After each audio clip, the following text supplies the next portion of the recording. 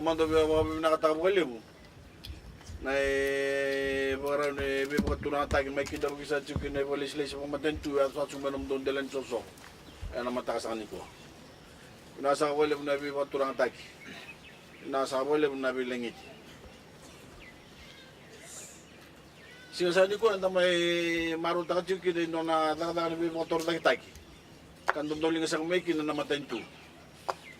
Ngom balat sa sangan kinalabit na kinahuli na tonda ko ni may korliliw. Tonda ko ni korbabalangi.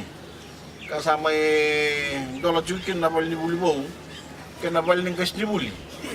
Ano nandito ko ni buli bunin daw district school. Andra pakilana kena sa bagay doro chukin na tubo ni kinalabit ni buli na nanda sa reda na lebu ni bebu ki kasasuli may metoko na nanda buli na lubenda. Obviamente sa talangan ni weekend na hintayin sa levo sa nangon kara sa biubuli tu may nandun nangon na sa levo sa talagi kornibuli na bagyong ko kena sa rayda na nomoni matentu may kunin doon nangon evakuay may nabuli kaya kena sa ating uso man matentu na iduruduro na primary kena secondary school na huluwalin sa na may rongotan siguro na linibunwa.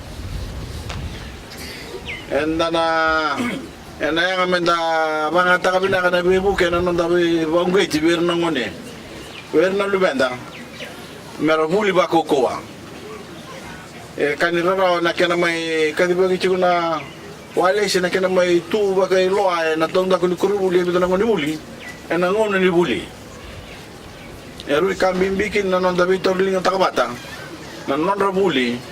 Nanondang ngone na kena ngoni sala bina ko nondo me todo ko kin ni tubu matentu na sasanga ni nonda buli meu tomana isang niya do nga na primary kena secondary na bebo kin matentu ni ko sa ato na tubu ni matentu mera buli na university nanondang ngone kera sa ngandre ba karawata na kena makaya lataki lele busara na dorbo kena ngone lewa Tersama ang taga na tertiary education loan scheme na witang no ay na na TELS.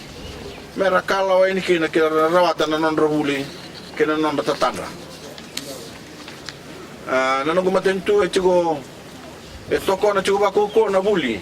May baka butukan na tayo kina na sasanga ni Bisaw ka birgutore na ni Babulawa na runon dolo chirkatul. Sasanga chigo bako na matentu mera babuli di binaka. Kamera bolu tak kamera turang kamarama buku kaya lumatua enak kena tuman na kabinaka na tarbanua ondo wanda sachu ko le ni sachu na no de tabi na tumutubu don ni besusu ke muni sana turang ni bunua ke na lotu en na tumberi na no de solution mer to watanga na ngon nda bagailia na garabi ni lotu ke na songo bunua en na tumberi sa na solution meron tamataya nga sa kanan ng tabunuan na bisigin mata. Sa nga wala sa nga ni non tabi ng gas ni bul na bitumberi. Sa chiko sa talanga nanon tabi na lomani bale medo tomana non ring garabi. Meron sa kanan bala. Nabali-buli po sa ngo. Kinabali ng gas ni buli, abuelam ta sa kana batambagin do na matentu. Karo to chiko na ilaw en don ro tol sa ru kami tu bakata non dol. Wanan raw tol sa $5,000. O wala sa ating may kalambu. Ano nung dola pa ng boss niya sana na runong dul kitchen karwa. Inasing ningulit ako na matintung ko na lola mali bumana sana na tasiri. Na buno ay buri may kin na bebo ko libu tayo mamanasako. Na way ninguno. Gele soli na tamban ni tete kena susuman manu kena bebo balitaki. Tara may bulan na turang marami ni sana. Kaya nilibit yan ano mo nung dala ni Soso ba turang. Nilibut to sa kanila mo bang uli na sana mo turang na tasiri man ang bagirunong dul kachini. Pero tsaka tsaka wasa nga mo kami ito na $1,000,000. Gwa siya sa tsaka ni Wilikin na nabi ba kalibulibot tayo kaya natangan ng unsala nasang nanggali si Rea Highway. Na imatay sa kanila wasa-wasa ni Bulutol na bagong mo suliakin na matay ito na tasiri ito ni dia non raw na $1 na bukti nga ni bebotor tagi. na lebo sa kanila bo ebota yan ta siri koto bata kena nana makini matentu ina kuni na binaka se matanggali lubu kita banga bo kila takan matentu sandaung bimbi me kunai na kenanga ena may din ta sa digo ni kuwa ndo na bebu kini matentu kasa koto na bonu ni weekenda ni na yanga na bebu kana tumbu na rauka bo buli ena no to kurni buli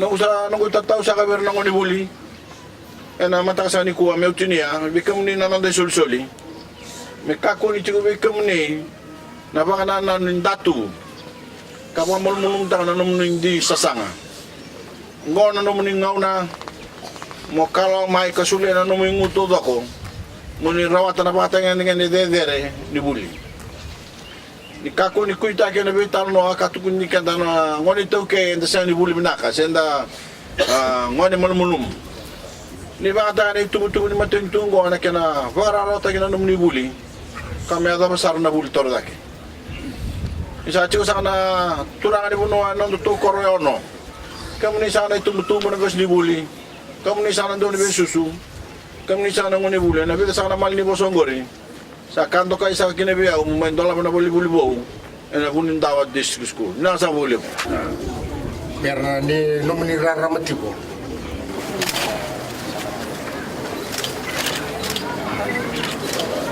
na naman yung doktor na puro buli pero tayo na kami na may bakalungan tayo pero kato na ko na rodo